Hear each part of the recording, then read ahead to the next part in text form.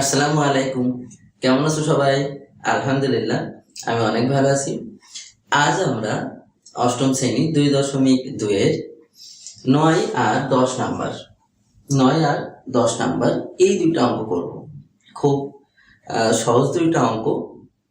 এই অঙ্কের ভিতরে এই 9 নম্বর অঙ্কটা বোর্ড পরীক্ষায়, বিভিন্ন বোর্ড পরীক্ষাতে বা স্কুলে এই 9 নম্বর অঙ্কটা অনেকবার আসছে। এই অঙ্কটা একটু মনোযোগ সহকারে তোমরা দেখবা। এই অঙ্কটা থেকেই সৃজনশীল আসার সম্ভাবনা খুব বেশি থাকে। চলো এই অঙ্কগুলো আজকে কিভাবে করা যায় দেখি। তাহলে প্রথমেই 9 নম্বরটা আমরা করি। এখানে দেখো কি বলেছে, একই হার মুনাফায় কোন মূলধনের 1 বছরান্তে চক্রবৃদ্ধি মূলধন 6,500 টাকা দেওয়া আছে, 2 বছরান্তে চক্রবৃদ্ধি মূলধন 6,760 টাকা দেওয়া আছে। মূলধনটা কত আমাদের বের করতে বলেছে। অর্থাৎ দুইটা স্টেপ রয়েছে। আমরা প্রথমেই ধরে নিই, অর্থাৎ এখানে দেখো মুনাফার হার নেই, মূলধন নেই, কোনো কিছুই এখানে দেওয়া নেই। এগুলো আমরা একটু প্রকাশ করে নেই। 9 নাম্বার লেখো, মুনাফার হার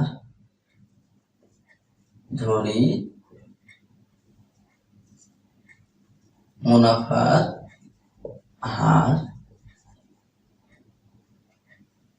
আর আসল পি সময়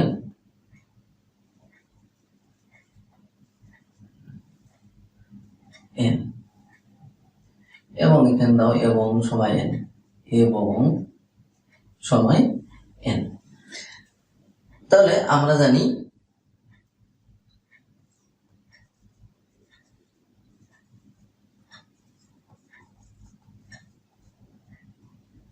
চক্রবৃদ্ধি মূলধনের সূত্র লিখবো। আমরা জানি চক্রবৃদ্ধি মূলধন সি সমান কি, P into 1 plus R to the power N. এখন দেখো চক্রবৃদ্ধি 1 বছরান্তে চক্রবৃদ্ধি মূলধনটা আমাদের দেওয়া আছে। তো লেখো, প্রশ্নমতে দেই, প্রশ্নমতে দিয়ে আমরা করে ফেলি। প্রশ্নমতে তাহলে 1 বছরান্তে যখন হবে তখন এর মান কত হবে? 1। তাহলে এখন আমরা কি লিখতে পারি? পি ইন্টু 1 প্লাস আর, এরপর 1 দিলেও হয়, না দিলেও হয়। তোমরা যদি তোমাদের সুবিধাতে দিয়ে রাখো, দাও। তাহলে এটা সমান কত ছিল? 6,500 টাকা। বা দাও, এই 1টা আমাদের দেওয়া লাগবে না, আমি তোমাদের বোঝার জন্য একটু দিয়ে রাখলাম। সমান সমান 6,500 টাকা। এটাকে একটা ইকুয়েশন নাম্বার দিয়ে দাও। এরপর 2 বছরান্তে চক্রবৃদ্ধি মূলধন, তাহলে কি হবে বলো? এবং P into 1 plus R square হবে। 2 বছর যেহেতু, তাহলে এর মান কত? 2 বছর কত ছিল? 6,760। এটাকে আমরা 2 নম্বর ইকুয়েশন দিই। এখন কি করব? 2 নাম্বারকে 1 নং দ্বারা ভাগ করি। লেখো 2 নং সমীকরণকে 1 নং দ্বারা ভাগ করি। তাহলে কি? P into 1 plus R square by থাকবে কি? P into 1 plus R. 2 নংকে 1 নং দ্বারা ভাগ করেছি। এদিকে কি হবে বলো? 6 7 6 0 6,500। বা দাও, দেখো এখানে পি পি কেটে যায়, আর এখানে 2টা 1 প্লাস আর ছিল, আর নিচে একটা ছিল, তাহলে একটা একটা কেটে গেলে থাকবে কি? 1 প্লাস আর। এটাকে আমরা ভাগ করে ফেলি, তাহলে আসবে 1.04।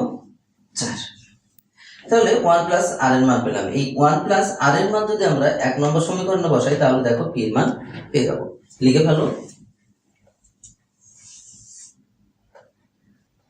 এখন লেখো 1 প্লাস আর এর মান 1 নংয়ে বসিয়ে পাই, 1 নংয়ে বসাই, বসাও। তাহলে এখানে p ইনটু, তাহলে কি হবে, এই 1 প্লাস r এর মান কত, 1.04 সমান কত, 6500। বা দাও p সমান কত, তাহলে 6500 আর এটাকে ভাগ করো 1.04। ক্যালকুলেটর দিয়ে এটাকে এটাতে ভাগ করো, ভাগ করলে আমাদের অ্যান্সারটা পেয়ে যাবো। ভাগ করে ফেলো, 6250 টাকা লিখে ফেলো, 6250। অতএব p সমান এত লেখো। সুতরাং এই পিটাই আমাদের কি ছিল, আসল বা মূলধন। লেখো সুতরাং মূলধন 6250 টাকা। দেখো খুব সহজ, আমরা দুইটা ইকুয়েশন বের করলাম, দুইটা ইকুয়েশনের ভিতরে দেখলাম যে এখানে ভাগ করলে আমরা কি করতে পারছি, সহজেই ক্যালকুলেশনটা করে ফেলতে পারছি। ভাগ করলাম, 1 প্লাস r এর মানটা পেয়ে গিয়েছি। r এর মানটা আমরা এখানে 1 নম্বর সমীকরণে বা 2 নম্বর, তোমরা যদি 2 নম্বর বসাতে, 2 নম্বরটা যেহেতু একটু স্কয়ার আছে তাহলে একটু বড় হবে, তাই আমি 1 নম্বরে বসায় সমাধানটা করে ফেললাম। এখানে দেখো আরেক সময় এই অঙ্কে আবার এই r এর মান বের করতে বলে। তোমরা যদি r এর মানটা বের করতে বলে তাহলে তো r এর মান বের করে ফেলবে, এই 1টা ওইদিকে নিয়ে যাবে, নিয়ে গেলে r এর মানটাও বের হয়ে যাবে, অর্থাৎ মুনাফার হারটা পেয়ে যাবে। আশা করছি বুঝতে পেরেছো। এখন আমরা 10 নম্বর অঙ্কটা করব, আমি মুছে ফেলি তাহলে। এখন দেখো 10 নম্বরটা কি বলেছে, বার্ষিক শতকরা 8.50 টাকা, চক্রবৃদ্ধি মুনাফায় 10,000 টাকা 2 বছর সবৃদ্ধি মূল ও চক্রবৃদ্ধি মুনাফা বের করতে। সবৃদ্ধি মূল মানে কি এখানে, তাহলে মুনাফা এবং আসল, অর্থাৎ আমরা যে সূত্রটা শিখেছি p into 1 plus r two the power n দিয়ে ফেললে আমরা এখানে সবৃদ্ধি মূলটা পেয়ে যাব ও চক্রবৃদ্ধি মুনাফাটা আমাদের বের করতে বলেছে। খুব সহজ কথা, ওখানে যদি আমরা সবৃদ্ধি মূল পেয়ে যাই, সবৃদ্ধি মূল থেকে যদি আমরা পিটা বিয়োগ করে আসলটা বিয়োগ করে ফেলি তাহলে আমরা চক্রবৃদ্ধি মুনাফাটাও পেয়ে যাব। এখন আমরা সবৃদ্ধি মূলটা আগে বের করে নিই। লেখো দেওয়া আছে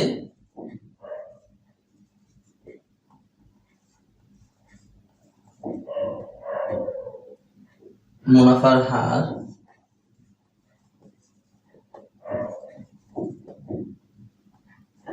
r সমান 8.50। এটা শতকরা প্রকাশ করে ফেলতে পারো, ভাগ 100 থাক। এই অবস্থায় আমরা রেখে দিই, দশমিক আছে নিচে, নইলে আরো দশমিক তুলে দিলে আরো অড একটা নাম্বার আসতে পারে, তা আমরা এই অবস্থায় রেখে দিই, কোনো অসুবিধা নেই। আর কি কি আছে, আসল লেখো, আসল p সমান 10,000 টাকা, সময় কত, 2 বছর, সময় কে আমরা n দিয়ে প্রকাশ করি, 2 বছর। এখন আমরা জানি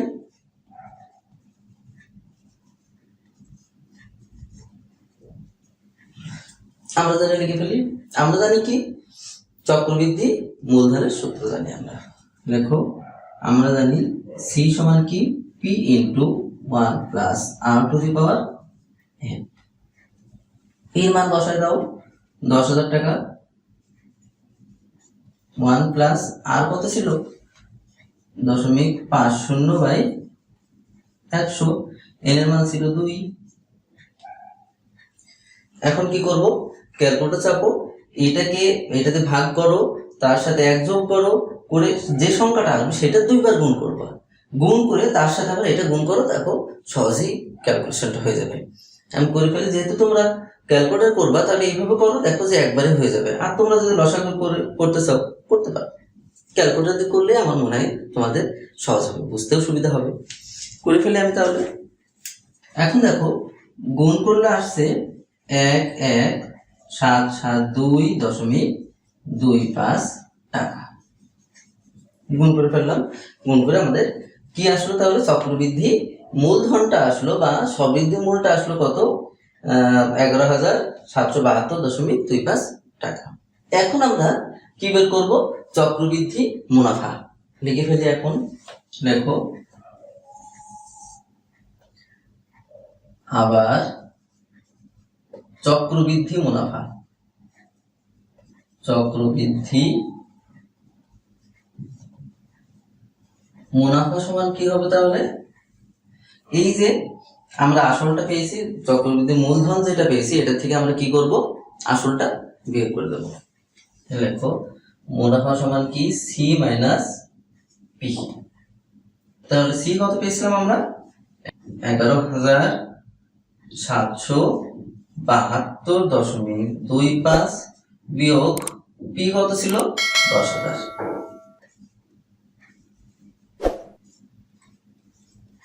টাকা। বিয়োগ করে ফেলো। তাহলে 5.27771। এটাই আমাদের তাহলে এই দুটো অ্যান্সার। এখানে একটা অ্যান্সার পেলাম আর একটা। তাহলে লিখে ফেলো। সুতরাং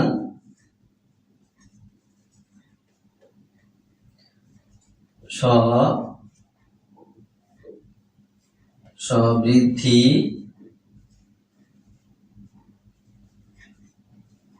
মূল কত পেয়েছি? 11,772.25 টাকা ও মুনাফা কত পেলাম? 0.25 টাকা। খুব সহজ অঙ্ক দুটো ছিল, তবে খুবই ইম্পর্টেন্ট ছিল আমাদের 9 নম্বর অঙ্কটা। তোমরা সবাই অঙ্কগুলো একটু ভাববার প্র্যাকটিস করবা। প্র্যাকটিস করলে দেখবে অঙ্কগুলো আরো অনেক সহজ হয়ে গেছে। আজ তাহলে এই পর্যন্ত। ভালো থেকে সবাই। আসসালামু আলাইকুম ওয়া রাহমাতুল্লাহ।